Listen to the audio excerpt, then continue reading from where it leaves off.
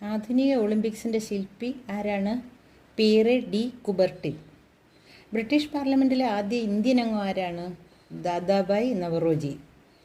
ഇന്ത്യയിൽ ആദ്യമായി പൊതു തിരഞ്ഞെടുപ്പ് നടന്നതെന്ന്? 1951 ഡിസംബർ 15. ഇന്ത്യയുടെ ആദ്യ വനിതാ അംബാസഡർ ആരാണ്?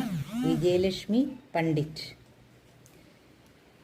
കേരളത്തിലെ എണ്ണ ശുദ്ധീകരണശാല എവിടെയാണ്?